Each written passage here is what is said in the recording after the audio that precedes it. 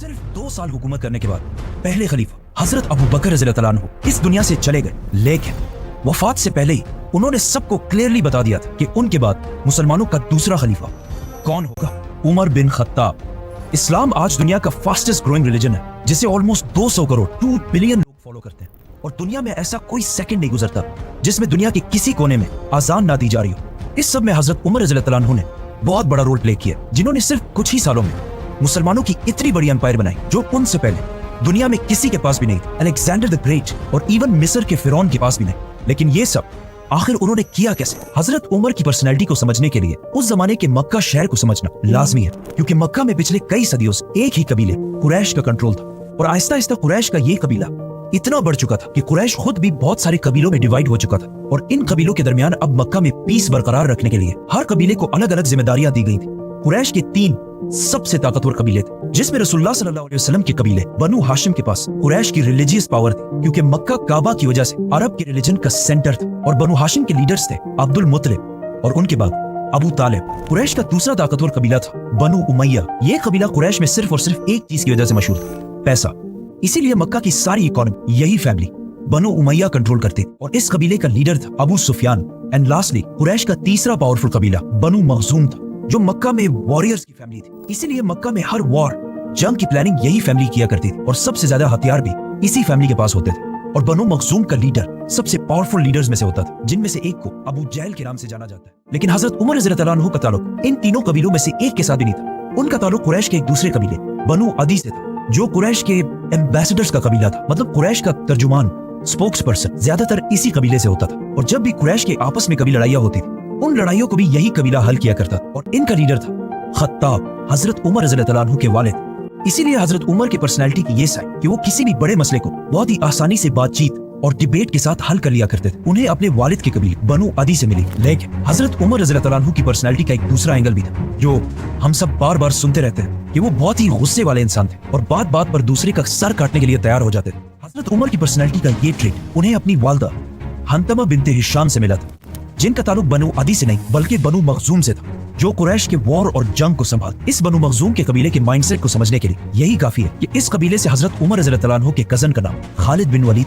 मतलब हजरत उमर रज़ियल्लाहु अन्हु लोगों को बातचीत से अच्छी तरह समझाना अपने वालिद से सीखा, और जो लोग बातों से ना समझे उन्हें डंडे और तलवार से समझाना उन्होंने अपने वालदा के खानदान से सीखा। रसूलुल्लाह सल्लल्लाहु अलैहि वसल्लम की जिंदगी के बारे में बहुत सारे बुक्स और बहुत सारे लेक्चर्स, लेकिन उन्हें सुनने और पढ़ने में हमेशा एक बहुत बड़ा मसला होता है कि आखिर इन सारे वाकयात में कौन सा वाकया कब पेश आया था। इसीलिए ज्यादातर लोग कंफ्यूजन में पड़ते, स्पेशली बच्चे। इसी मसले को हल करने के लिए House of Books has launched prophet Muhammad series, जिसमें आप सल्लल्लाहु अलैहि वसल्लम की जिंदगी के बारे में ऑथेंटिक सोर्सेज के साथ सारे वाकयात लिखे हैं। And what I like the most about this कि इस सीरीज में सारे वाकयात को छोटे छोटे बुक्स में डिवाइड किया गया, और हर बुक के ऊपर उसका अपना नंबर है, ताकि कोई भी स्पेशली बच्चे अगर इसे पढ़े तो एक सीक्वेंस के साथ आप सल्लल्लाहु अलैहि वसल्लम की जिंदगी को प्रॉपर्ली समझ सके। House of books profit series, link in the description. दुनिया के सबसे बड़े बादशाह खलीफा बनने के बाद एक दिन हजरत उमर मक्का के उस इलाके से गुजरे जहां वो बचपन में ऊंट चराया करते थे, और फरमाया कि अल्लाह की क्या शान है कि मेरी जिंदगी में एक वक्त ऐसा था कि मैं यहाँ ऊंट चराया करता था, और सिर्फ थोड़ी सी गलती पर भी मेरा बाप मुझे बहुत मारा करता था, और आज ऐसा दिन है कि मेरे और अल्लाह के दरमियान दुनिया में कोई भी नहीं। मतलब उस वक्त हजरत उमर रज़ियल्लाहु अन्हु दुनिया की सबसे बड़ी एम्पायर के लीडर और दुनिया के सबसे ताकतवर इंसान बन चुके थे। उनसे पावरफुल कोई भी नहीं था सिवाय अल्लाह के। हजरत उमर रज़ियल्लाहु अन्हु मक्का में आप सल्लल्लाहु अलैहि वसल्लम से 12 साल बाद पैदा हुए, और जवानी में बहुत टॉल और मस्कुलर होने की वजह से बहुत जल्दी मक्का के सबसे ताकतवर रेसलर बन गए। मतलब कहा जाता है कि जब वो किसी ग्रुप में चल रहे होते थे तो ऐसा लगता था कि बाकी सारे जमीन पर चल रहे हैं और वो ऊंट पर बैठे हुए। मतलब आज के जमाने में अगर देखा जाए तो ऑलमोस्ट 6 फुट 6 इंच या 6 फुट 7 इंच की हाइट। फॉर एग्जाम्पल ये है नरेंद्र मोदी, एवरेज हाइट, और इनके पास खड़े ये हैं कतर के अमीर तमीम बिन हमाद। हजरत उमर और बाकी एवरेज लोगों में भी इतना ही हाइट डिफरेंस होता होगा, या फिर इससे भी ज्यादा। इस सब के बाद आहिस्ता आहिस्ता हजरत उमर रज़ियल्लाहु अन्हु अपने कबीले बनु अदी की लीडरशिप संभालने लगे, और मक्का के बड़े बड़े सरदारों के साथ मीटिंग्स में बैठने लगे, और कुछ ही अरसे में कुरैश के सबसे टैलेंटेड एम्बेसडर बन गए। और इसके साथ ही उन्होंने अपना इंपोर्ट एक्सपोर्ट का बिजनेस भी स्टार्ट किया, जिसमें वो मक्का, यमन, सीरिया के बीच हर वक्त ट्रेवल करते रहते थे। और जब फाइनली हजरत उमर रज़ियल्लाहु अन्हु की एज 27 हुई तो मक्का में रसूलुल्लाह सल्लल्लाहु अलैहि वसल्लम ने नबूवत का ऐलान कर दिया और इस्लाम की दावत देना शुरू कर दी। लेकिन हजरत उमर रज़ियल्लाहु अन्हु ने कुरैश का एम्बेसडर और स्पोक्स पर्सन होने की वजह से इस्लाम की पहले सख्त मुखालफत और मुसलमानों के खिलाफ अपने मामू अबू जहल के साथ खड़े हो गए।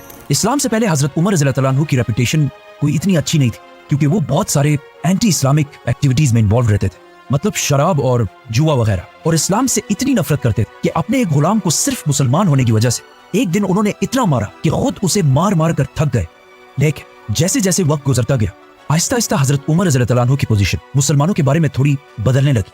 इसीलिए एक दिन जब वो मक्का में गुलाम के पास से गुजरे, जिसे उसके मालिक अबू जहल ने मुसलमान होने की वजह से मार मार कर ऑलमोस्ट बेहोश कर दिया था, जब हजरत उमर ने देखा कि किसी और ने उसकी मदद नहीं की, तो खुद जाकर उसे हाथ दिया और उसे उठाया, जिस पर उस गुलाम ने हजरत उमर से कहा कि वल्लाह आप उन दोनों में से बेहतर है, जिसकी हजरत उमर रज़ियल्लाहु अन्हु को तो समझ नहीं आई। इस गुलाम ने उस दुआ की तरफ इशारा किया था जो आप सल्लल्लाहु अलैहि वसल्लम ने अल्लाह से की थी कि या अल्लाह, मक्का के इन दो उमरैन में से एक को इस्लाम की तरफ ला, एक उमर बिन खत्ताब और दूसरा आम्र बिन हिशाम। अबू जहल मक्का के कुरैश को मुसलमानों से दूर करने के लिए अबू जहल और अबू सुफियान बार बार मक्का के बड़ों की मीटिंग्स बुलाकर उन्हें यह समझाने की कोशिश करते थे कि मोहम्मद की वजह से हमारा रिलीजन तो खराब हो ही चुका है, लेकिन उसके साथ साथ हमारी इकोनॉमी और इज्जत भी बहुत खराब हो चुकी है। इन सारे मीटिंग्स में बार बार बैठकर एक दिन हजरत उमर रज़ियल्लाहु अन्हु आखिर बहुत तंग आ गए, तो उन्होंने आखिर एक ऐसा फैसला किया जो इससे पहले करने की किसी में भी हिम्मत नहीं थी, रसूलुल्लाह सल्लल्लाहु अलैहि वसल्लम को कत्ल करने का फैसला, और अपनी तलवार लेकर सीधा दार अरकम की तरफ रवाना हुए, जो मक्का में मुसलमानों का हेडक्वार्टर था। लेकिन अल्लाह ने हजरत उमर को इस सबसे बड़े गुनाह के दौरान ही पलट दी। वो ऐसे कि जब हजरत उमर रज़ियल्लाहु अन्हु दार अरकम की तरफ जा रहे थे, तो रास्ते में उन्हें अपना बेस्ट फ्रेंड मिला, जो इससे कुछ अर्सा पहले सीक्रेटली मुसलमान हो चुका था, लेकिन उसने हजरत उमर रज़ियल्लाहु अन्हु को नहीं बताया। उसने हजरत उमर रज़ियल्लाहु अन्हु को रोका और कहा, उमर कहाँ जा रहे हो? जब हजरत उमर ने उसे बताया तो वो आदमी बिल्कुल डर गया। उसने कहा, रसूलुल्लाह सल्लल्लाहु अलैहि वसल्लम के पास जाने से पहले अपने घर की तो खबर लो। जिस पर हजरत उमर रज़ियल्लाहु अन्हु समझ गए और सीधा अपनी बहन के घर की तरफ रवाना हुए। उमर रज़ियल्लाहु अन्हु की बहन पहले ही अपने हस्बैंड सईद बिन जैद की वजह से मुसलमान हो चुकी थी। सईद बिन जैद हजरत उमर के बहनोई होने के साथ साथ उनके चचा के बेटे भी थे, और उनके चचा जैद रसूलुल्लाह सल्लल्लाहु अलैहि वसल्लम की नबूवत से पहले ही मक्का के रिलीजन को छोड़ चुके थे और हमेशा मक्का के रिलीजन के खिलाफ बोलते रहते थे। वो कहते थे कि जब हम सबको पता है कि इब्राहिम अलैहिस्सलाम एक खुदा की इबादत करते थे और उनके दूसरे बेटे इसहाक की औलाद बनी इसराइल भी एक ही खुदा की इबादत करते हैं, तो फिर हमने इस्माइल की औलाद ने इतने सारे खुदा कहाँ से लाए? इसीलिए जब हजरत उमर रज़ियल्लाहु अन्हु के चचा की फैमिली को रसूलुल्लाह सल्लल्लाहु अलैहि वसल्लम के इस्लाम का पता चला, तो उन्होंने बहुत तेजी से इस्लाम कबूल कर लिया। हजरत उमर सीधा अंदर गए और जाकर सईद बिन जैद को मारने लगे। उनकी बहन फातिमा ने उन्हें बचाने की कोशिश भी की, लेकिन हजरत उमर ने गुस्से में उन्हें भी मार दिया, जिससे उनका खून बहने लगा।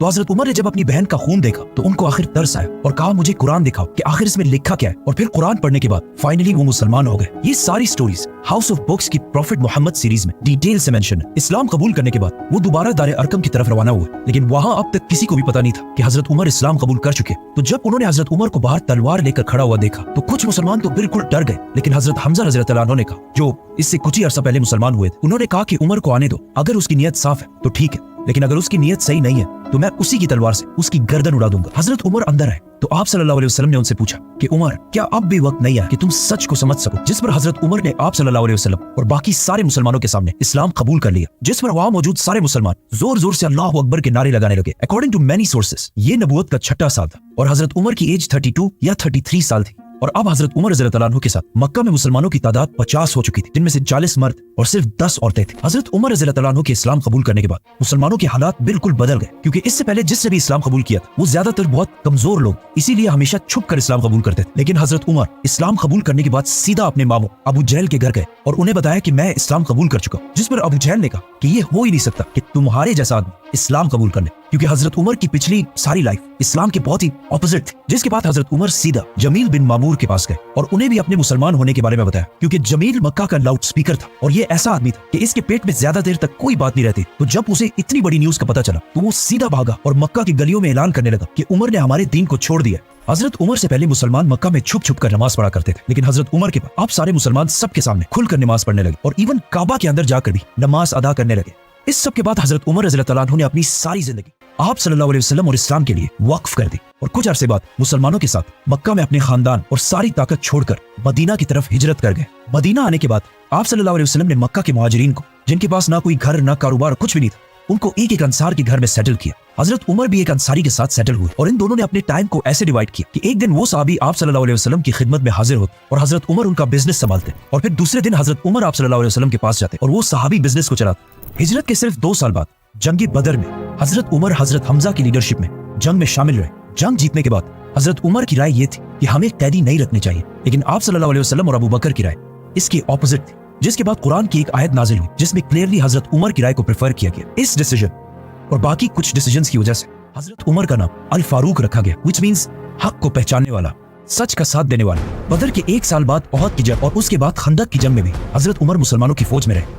और उसके बाद सुलह हुदैबिया के मौके पर आप सल्लल्लाहु अलैहि वसल्लम ने हजरत उमर को मक्का वालों से डील करने को कहा, लेकिन हजरत उमर ने यह मशवरा दिया कि आप मेरे बजाय हजरत उस्मान को डील करने के लिए भेजें, क्योंकि अब हजरत उमर रज़ियल्लाहु अन्हु के मामू अबू जहल मर चुके थे और उनके बाद मक्का का नया पावरफुल सरदार अबू सुफियान जो हजरत उस्मान के कबीले वाला था, जिसे हम इस वीडियो में पूरा एक्सप्लेन कर चुके हैं। जिसके बाद मक्का वालों ने मुसलमानों के सामने एक ऐसी डील रखी जिसे देखकर लग रहा था कि मुसलमान इसे साइन करके बहुत बड़ी गलती करेंगे, लेकिन आप सल्लल्लाहु अलैहि वसल्लम ने सहाबा की राय को छोड़कर इस डील पर मोहर लगा ली, जिस पर कुछ सहाबा बहुत ही कंफ्यूज और नाराज हुए, जिनमें से एक हजरत उमर रज़ियल्लाहु अन्हु भी थे।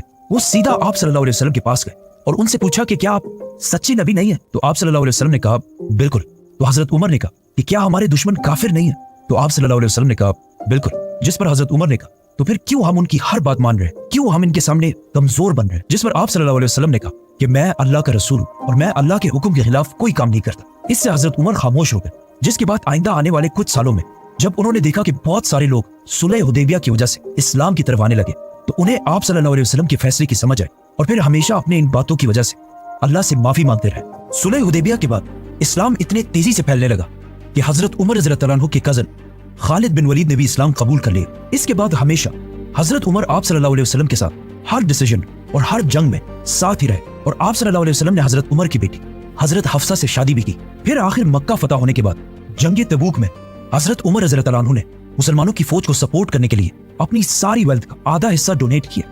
ग़ज़वे तबूक के कुछ ही अरसे बाद आप सल्लल्लाहु अलैहि वसल्लम इस दुनिया से चले गए, लेकिन जब ये खबर हजरत उमर तक पहुंची तो वो इतना शॉक हुए कि उन्हें इस पर यकीन ही नहीं आ रहा था। तो वो मस्जिद नबवी में खड़े हुए और अपनी तलवार निकाल कर कहा कि जो भी ये कहेगा कि रसूलुल्लाह सल्लल्लाहु अलैहि वसल्लम फौत हो चुके हैं, मैं उसकी गर्दन उड़ा दूंगा। क्योंकि आप सल्लल्लाहु अलैहि वसल्लम हमेशा कहते थे कि एक दिन मुसलमान रोमन और पर्शियन एम्पायर दोनों को फतह करेंगे। तो अब ये कैसे हो सकता था कि आप सल्लल्लाहु अलैहि वसल्लम ये सब हुए बगैर दुनिया से चले जाए? लेकिन हजरत उमर को इस बात का पता नहीं था कि अल्लाह एक दिन उन्हीं के हाथों ये दोनों एम्पायर फतह करेगा। जब मस्जिद नबवी के अंदर सारे गम और कंफ्यूजन में थे, तो हजरत अबू बकर रज़ियल्लाहु अन्हु मिंबर पर चढ़े और समझाया कि हमारा मिशन आप सल्लल्लाहु अलैहि वसल्लम की वफात के बाद खत्म नहीं हुआ, बल्कि अब असली मिशन शुरू हुआ है। आप सल्लल्लाहु अलैहि वसल्लम की वफात के वक्त मदीना के कुछ लोग आप सल्लल्लाहु अलैहि वसल्लम के बाद अपना नया बादशाह चूज करने लगे। तो अचानक हजरत उमर और अबू बकर वहां पहुंचे। उसके बाद जो हुआ हम इस वीडियो में पूरा एक्सप्लेन कर चुके हैं। इन शॉर्ट हजरत उमर रज़ियल्लाहु अन्हु ने जब देखा कि वहां हालात आहिस्ता आहिस्ता बिगड़ रहे हैं, तो उन्होंने हालात को कंट्रोल करने के लिए सबसे पहले हजरत अबू बकर के हाथ पर बैत कर ली, जिसके बाद आहिस्ता आहिस्ता बाकी सारों ने भी आकर हजरत उमर के हाथ पर बैत कर ली और इस तरह हजरत अबू बकर उमर रज़ियल्लाहु अन्हु की वजह से मुसलमानों के पहले खलीफा बने। अबू बकर रज़ियल्लाहु अन्हु के खलीफा बनने के बाद हजरत उमर रज़ियल्लाहु अन्हु मुसलमानों के इस एम्पायर सेकंड इन कमांड थे।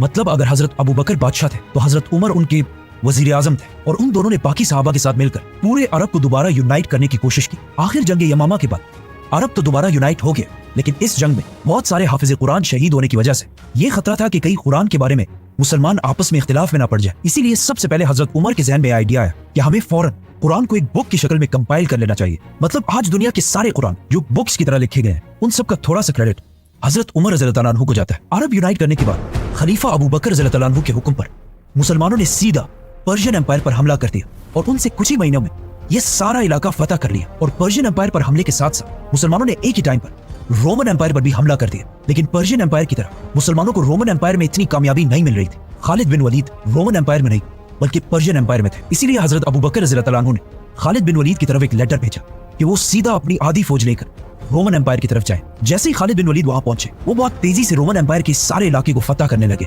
और आखिर रोमन एम्पायर की मेन सिटी दमास्कस को हर तरफ से घेर लिया। नाउ मुसलमानों की इस एम्पायर को चलाने में हजरत अबू बकर और हजरत उमर की राय ज्यादातर हमेशा सेम ही होती थी, सिवाय एक मसले के। और ये मसला आगे जाकर बहुत ही कंट्रोवर्शियल मसला बना और वो मसला ये था कि खालिद बिन वलीद को कैसे हैंडल किया जाए, क्योंकि खालिद बिन वलीद अब तक सारे फैसले खुद ही किया करते थे और सब कुछ करने के बाद ही मदीना की तरफ लेटर भेजते थे। लेकिन हजरत उमर को अपने कजन खालिद बिन वलीद की ये आदत बिल्कुल भी अच्छी नहीं लगती थी। इसीलिए जब हजरत उमर खलीफा बने, उन्होंने कुछ ही अरसे बाद मुसलमानों के इस सबसे बड़े जनरल को अपने ओहदे से हटा दिया, जिस पर खालिद बिन वलीद उनसे बहुत नाराज हुए थे। इस कंट्रोवर्शियल मसले को फिर हम नेक्स्ट वीडियो में एक्सप्लेन करेंगे, तो सब्सक्राइब। जैसे ही मुसलमानों की फौज यहाँ तक पहुंची तो मदीना में मुसलमानों के खलीफा अबू बकर रज़ियल्लाहु अन्हु की तबीयत बिल्कुल खराब हो गई, जिसे देखकर उन्हें पता चल गया कि ये अब उनके दुनिया में आखिरी दिन। इसीलिए उन्होंने सारे बड़े सहाबा को बुलाया और उन्हें कहा कि अब मैं और तुम्हारा खलीफा नहीं रहा, तुम आपस में मशवरा करके जिसे भी चाहो अपना नया खलीफा सेलेक्ट कर दो। जिस पर सहाबा ने थोड़ा सोचा और वापस हजरत अबू बकर से कहा कि ये काम हम आपके हवाले करते हैं कि आप जिसको भी सही समझे अपने बात उसी को मुसलमानों का खलीफा बना दे। तो हजरत अबू बकर रज़ियल्लाहु तआला अन्हु ने बड़े बड़े सहाबा में से एक एक को बुलाया और उनसे पूछा कि उमर के बारे में तुम्हारी क्या राय है। जिस पर एक सहाबी ने कहा कि यस, हजरत उमर बहुत अच्छे लेकिन उनकी पर्सनैलिटी बहुत ही सख्त है। तो हजरत अबू बकर ने हजरत उमर को डिफेंड करने के लिए कहा कि उमर सिर्फ इसलिए सख्त बनता है क्योंकि वो मुझे हमेशा सॉफ्ट देखता है, लेकिन जब वो खुद खलीफा बनेगा तो उसकी पर्सनैलिटी बिल्कुल बदल जाएगी। इन सारे सहाबा से पूछने के बाद हजरत अबू बकर रज़ियल्लाहु तआला अन्हु ने सख्त बीमारी में हजरत उस्मान को अपने पास बुलाया और उन्हें कहा कि लिखो कि मैं खलीफा अबू बकर, अपने बाद मुसलमानों का नया खलीफा। ये कहते ही अचानक उनकी तबीयत खराब हो गई और वो बेहोश हो गए। तो हजरत उस्मान रज़ियल्लाहु तआला अन्हु ने इससे आगे खुद ही लिखा कि अपने बाद नया खलीफा उमर को नामजद करता हूं। थोड़ी देर बाद जब उन्हें होश आया तो उन्होंने कहा कि बिल्कुल ठीक किया और सारे बड़े सहाबा को बुलाकर कहा कि क्या तुम सबको वो कबूल होगा जिसे मैं खलीफा बनाऊंगा। तो वहां सब ने कहा कि यस। जिस पर हजरत अबू बकर रज़ियल्लाहु तआला अन्हु ने कहा कि मैं ना अपने बाद अपने बेटे को खलीफा बनाकर जा रहा हूं और ना अपने खानदान में से किसी फर्द, बल्कि मैं उसे खलीफा बना रहा हूं जिसे मैं सबसे बेहतर समझता हूं और वो है Umar bin Khattab. Modern democracies के अलावा अगर दुनिया की सारी हिस्ट्री देखी जाए तो ऐसा बहुत कम ही हुआ है कि किसी बादशाह के मरने के बाद उसका बेटा या उसके खानदान में से कोई बादशाह ना बना। नाउ जिस तरह हजरत उमर के इस्लाम कबूल करने के बाद मुसलमानों के हालात मक्का में बिल्कुल बदल गए थे, उसी तरह अब उनके खलीफा बनने के बाद पूरी दुनिया की तारीख हमेशा के लिए बदलने वाली थी, क्योंकि अगले सिर्फ चंद सालों में हजरत उमर रज़ियल्लाहु तआला अन्हु ने इतनी बड़ी एम्पायर बनाई जो उससे पहले दुनिया में किसी के पास भी नहीं थी। और इस एम्पायर को फतह करने के बाद वहां पर एक ऐसा सिस्टम बनाया कि आज तक 1400 साल बाद भी उन सारे इलाकों पर मुसलमानों की हुकूमत है, सिवाय एक छोटे से इलाके